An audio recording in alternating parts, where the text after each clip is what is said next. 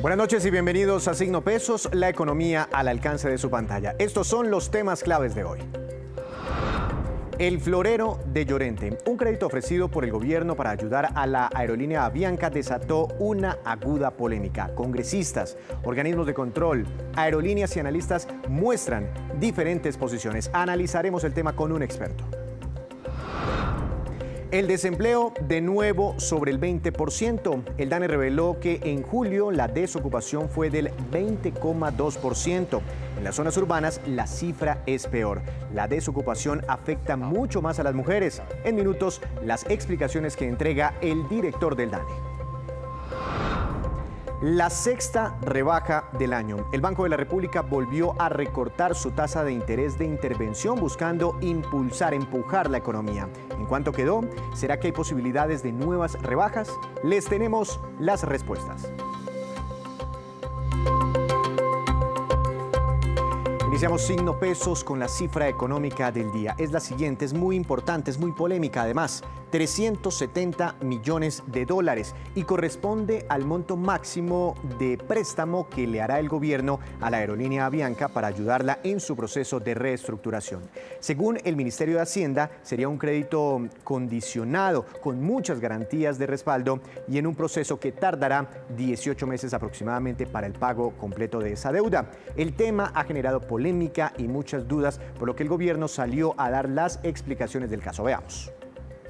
Pero la razón por la cual Colombia decide participar primero en un crédito, que no es un subsidio, es un crédito, y es un crédito que no es barato, se hace dentro de un esquema de concurso de acreedores y reestructuración que está garantizado por herramientas de ley.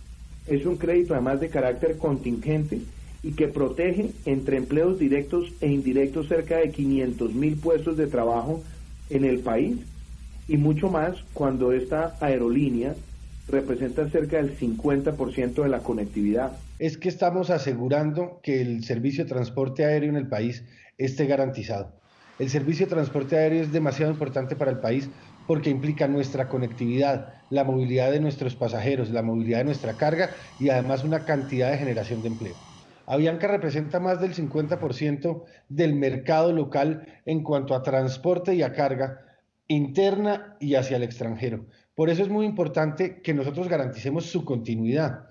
Y esa empresa, Avianca, se acogió al proceso de reestructuración de empresas en Estados Unidos voluntariamente para poder hacer viable la empresa, y dentro de la viabilidad que busca requiere un crédito y la nación está dispuesta a dar un crédito si se cumplen las condiciones para que la empresa salga adelante. El crédito es contingente, lo que quiere decir es se dará si sale el proceso de reestructuración, y el proceso de reestructuración lo que implica es que todo un análisis que se hace de la misma empresa dice que la empresa es viable, que va a poder seguir operando y nos garantizará en ese momento que podamos hacer el préstamo y tener la tranquilidad de que el país cuenta con una aerolínea que cubra las rutas nacionales e internacionales tanto en carga como en personas.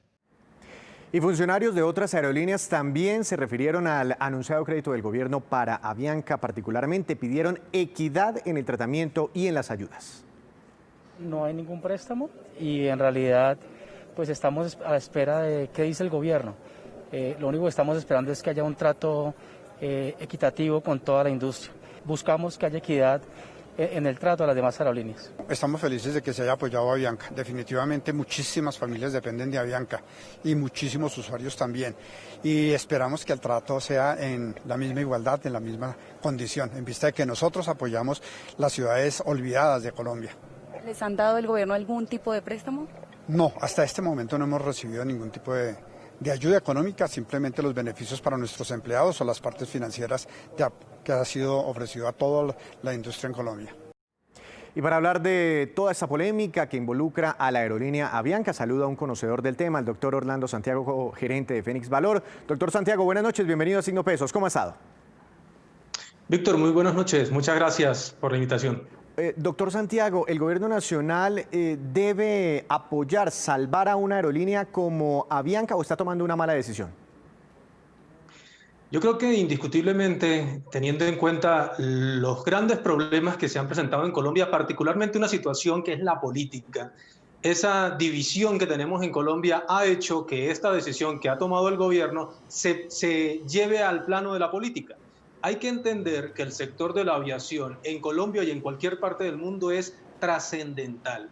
No podemos pensar que si no tenemos una aerolínea que tiene la cobertura de Avianca, que tiene la gran parte del mercado, sencillamente si ella desaparece, hay gente que piensa que se puede continuar hacia adelante en términos normales sin tener un método o una vía de transporte aéreo. Bajo esta situación es claro que el gobierno en el escenario actual tenía que hacer algo y tiene que hacer algo, porque no se trata del nombre de una compañía, llámese Avianca o el nombre de la compañía que sea. Se trata de no perder un medio de transporte que mueve la economía y donde efectivamente el gobierno tiene razón, que muchos sectores de la economía dependen de ese sector del transporte aéreo y por esa razón, pues por supuesto el gobierno tenía que intervenir en la situación. Doctor Santiago, ¿esto es algo, un préstamo directo del gobierno nacional a una empresa privada? ¿Es algo que se están inventando aquí en Colombia, a una aerolínea particularmente, o está ocurriendo en otros lugares del mundo? No, esto se ha visto casi que en muchos lugares, particularmente en Europa, en la región. Es algo medianamente normal en este 2020, por supuesto. Estamos en un año que no es para nada normal.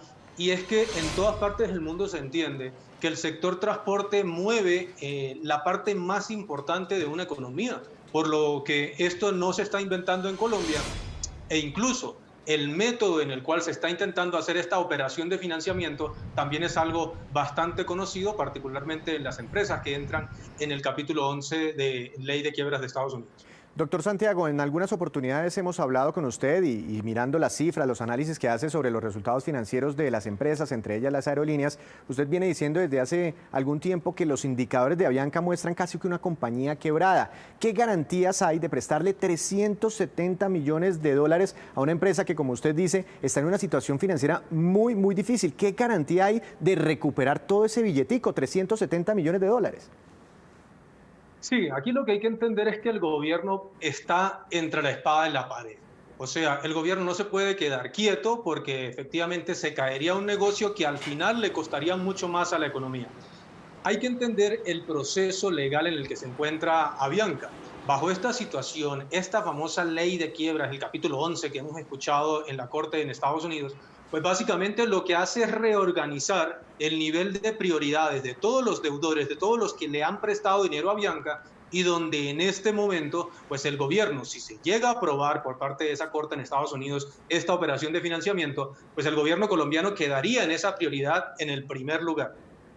Es claro también que hemos advertido, incluso desde el año pasado en nuestra compañía advertíamos que al ritmo que iba Avianca iba a llegar a un patrimonio negativo, y ustedes bien lo saben que eso ya comenzó a ocurrir desde el mes de marzo, y en junio pues ya es claro que solo las deudas de Avianca son más altas que el valor de todos los activos. Aquí la situación, o lo que se puede debatir, ya entendiendo que el gobierno tenía que intervenir, si uno le saca la política a esta situación, aquí lo que se debate es si la manera de hacerlo es la correcta. Hay una línea de pensamiento que cree que va por el camino correcto, donde el gobierno queda con prioridad frente a los demás prestamistas de Avianca, y en nuestro caso consideramos que probablemente ese no era el mecanismo correcto, porque el gobierno tendría una posibilidad de impago muy elevada si se entiende que Avianca ya desde el año pasado no daba utilidades en una operación de pleno vuelo como teníamos en el mundo. Pues muy probablemente desde el día de mañana que se reabren los vuelos, entre comillas, una operación que va a ir a media marcha,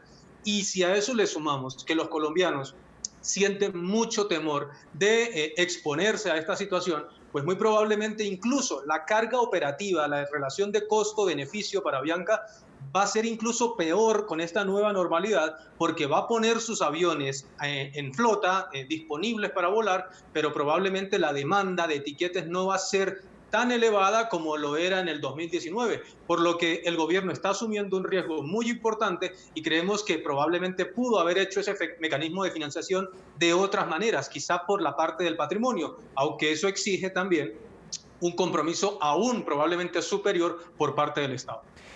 Doctor Santiago, uno mira la cifra y la pasa a pesos colombianos, eso da más de 1,2 billones de pesos.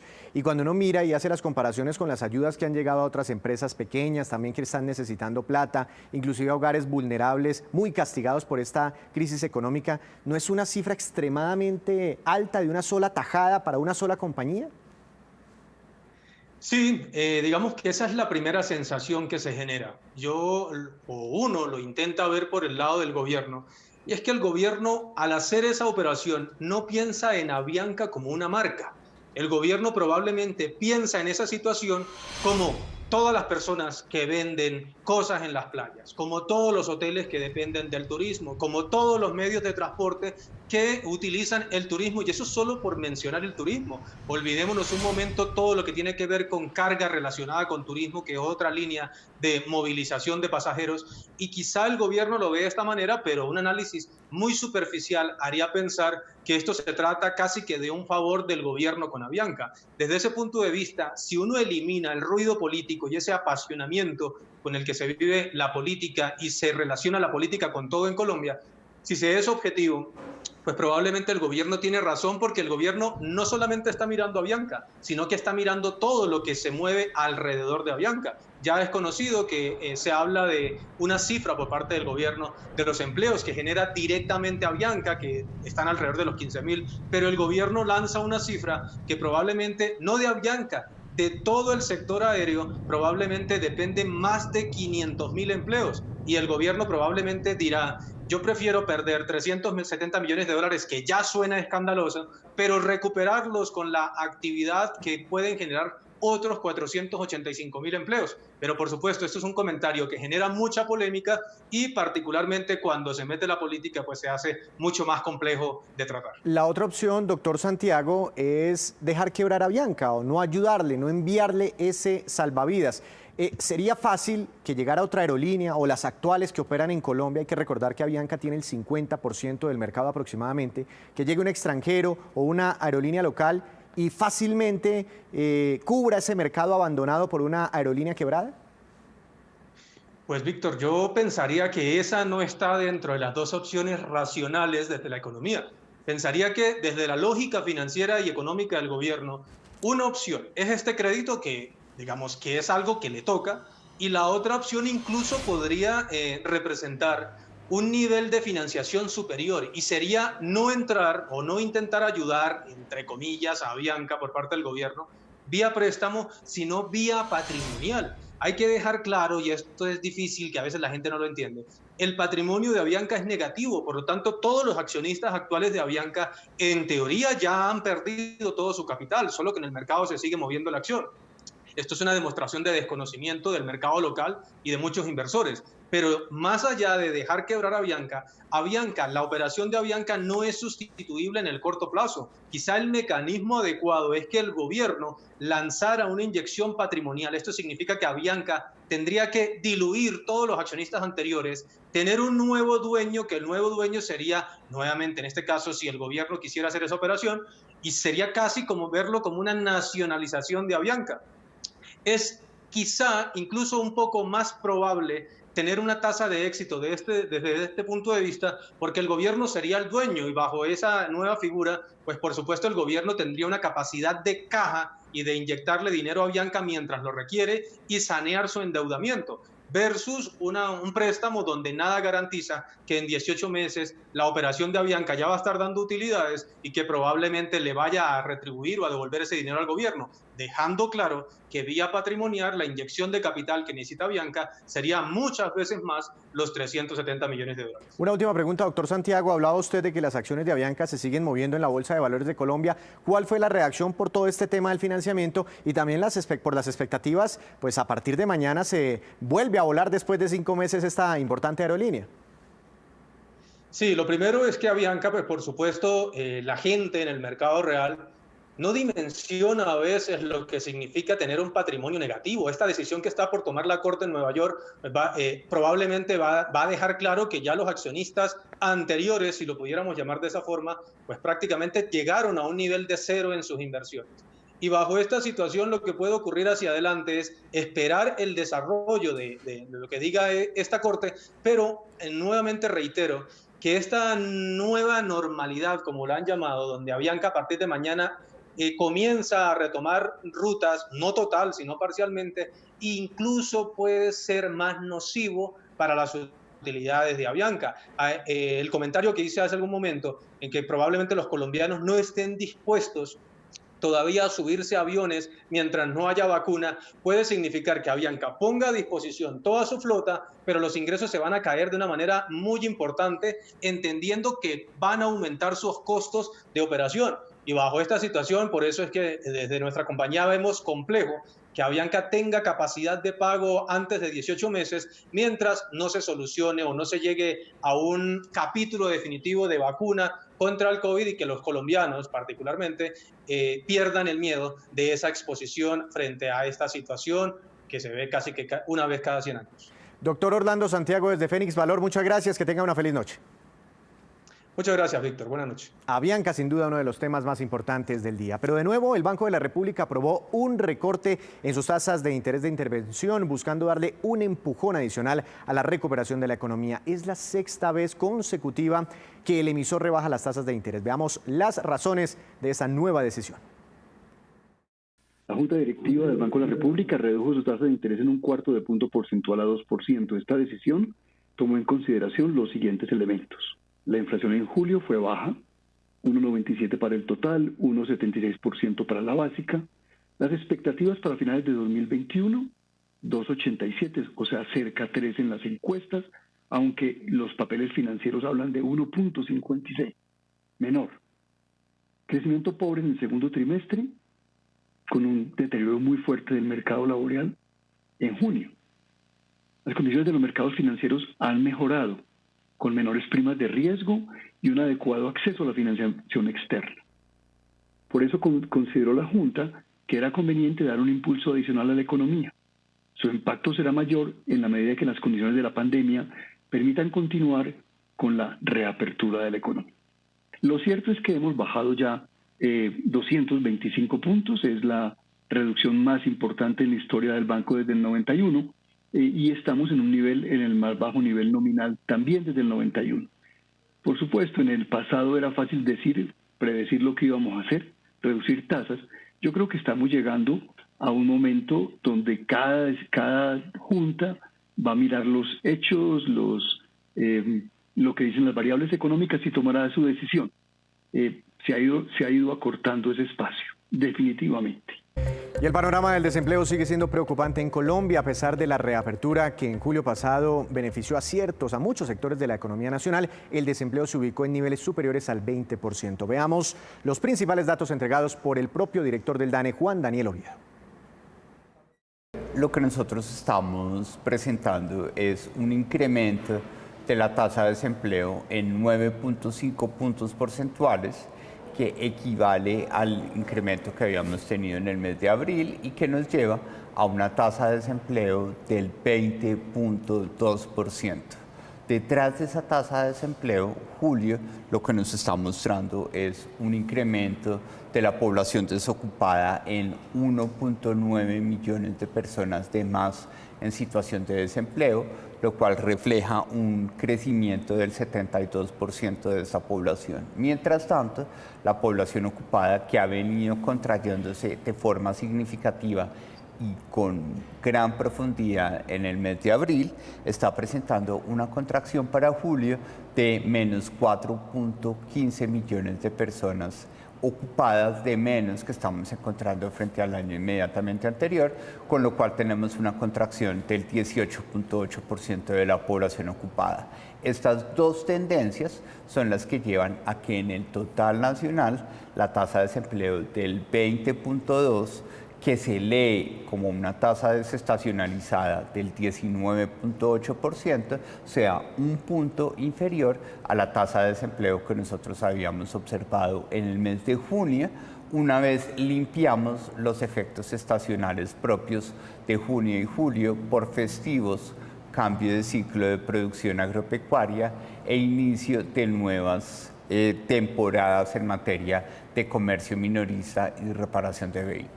Bueno, la tasa de desempleo del 20.2% sigue siendo el grupo de tasas de desempleo más altas que nosotros estamos registrando desde 2001, fecha en la cual el DANE adquiere la capacidad institucional para reflejar la coyuntura mensual o la dinámica mensual del mercado laboral en el país. En diferentes escenarios, a lo largo de los meses de la pandemia, el DANE ha argumentado a partir de la evidencia estadística que el efecto que tiene la pandemia del COVID-19 y específicamente las restricciones a la actividad económica y a la movilidad afecta más que proporcionalmente a las zonas urbanas del país. Es así como la tasa de desempleo de las 13 principales ciudades y áreas metropolitanas se ubica en el 24.7%, que convertida o limpiados los efectos estacionales de julio, es una tasa de desempleo 30 puntos básicos superior a la tasa de desempleo que se observó en las 13 principales ciudades en el mes de junio. Bogotá, superando más de 1.150.000 personas desocupadas, tiene una tasa de desempleo del 26.11%. Y es la hora de los negocios con Juan Fernández. ¿Cuál es la movida empresarial, Juan, esta noche? Bienvenido. Víctor, buenas noches. Hoy le voy a hablar de toda esta tendencia que se ha generado en el mundo con los iBuyers, que son empresas tecnológicas que nacieron como una opción para la compra rápida de viviendas. La venta de viviendas es una de esas transacciones que está atada a múltiples factores, desde la situación económica de un país, mercado, indicadores de oferta y demanda, entre muchas otras. ¿Cómo funcionan? Los vendedores del inmueble llenan un formulario en línea con los datos básicos de la vivienda, ubicación, metros cuadrados, cuartos, tiempo de construcción, etcétera. Y después la compañía tecnológica envía una oferta para así más adelante hacer un proceso de visita o de inspección. Generalmente se compran viviendas de rango de precio medio que no tengan problemas legales o estructurales y después son mejoradas, remodeladas para venderlas. Para hacer esas valoraciones usan algoritmos que tienen en cuenta esas variables y así pues llegar a un precio determinado. Juan, ¿y cuáles casos se destacan aquí en Colombia?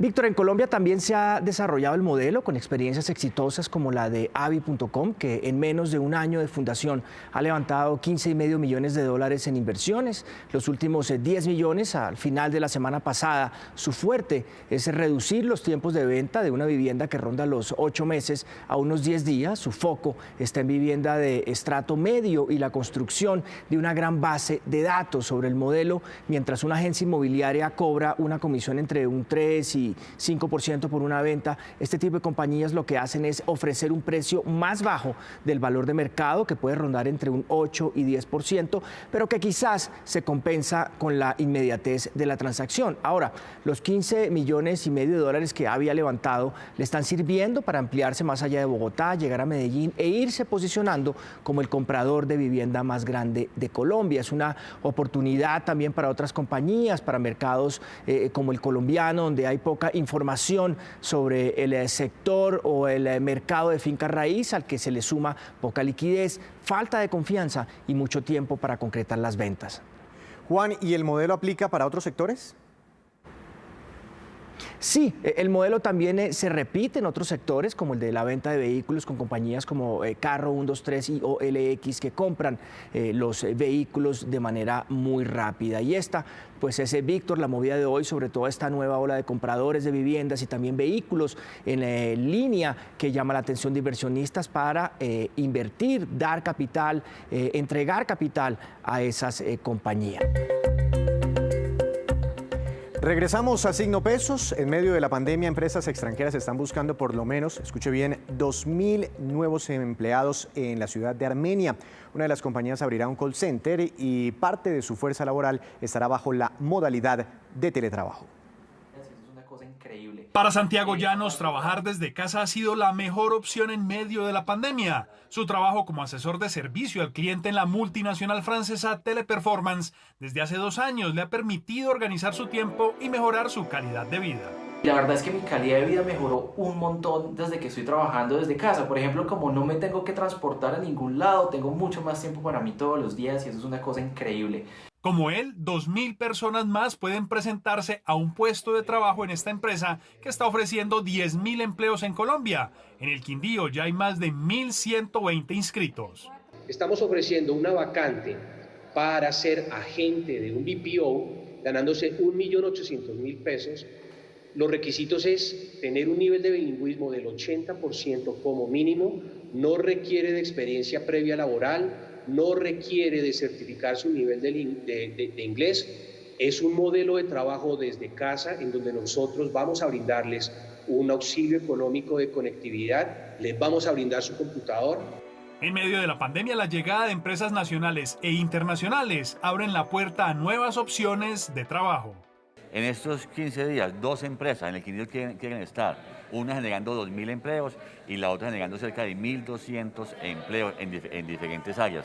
Eso es muy significativo para el departamento en este momento, además de dificultades de un desempleo alto. A través de este tipo de iniciativas se busca disminuir las tasas de desempleo en Armenia, que en el último trimestre, según el DANE, llegó al 33.5%.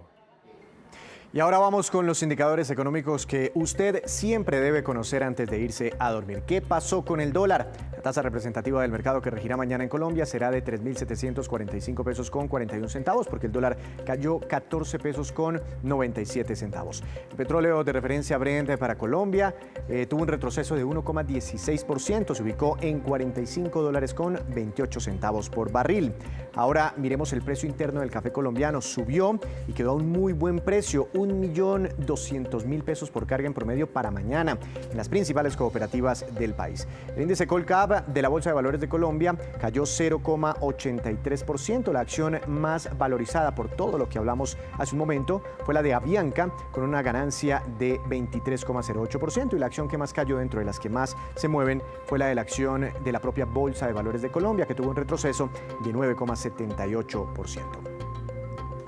Y antes de despedirnos, los dejo con el siguiente dato. El Ministerio de Educación reveló los avances del programa de apoyo a padres de familia afectados por la crisis económica para que puedan pagar las pensiones de sus hijos en los colegios del país. Fueron seleccionados 57.776 familias, especialmente de los estratos 1 y 2. El programa implica una condonación de entre el 50 y hasta el 100% del préstamo. Ahora empieza el proceso de legalización de este apoyo del 1 al 15 de septiembre. Ese trámite se debe hacer por la página web del ICETEX. Y así terminamos por hoy, pero los esperamos mañana con una nueva emisión y con toda la información económica que usted necesita saber. Recuerde, esto es Signo Pesos, la economía al alcance de su pantalla. Que tenga una feliz noche.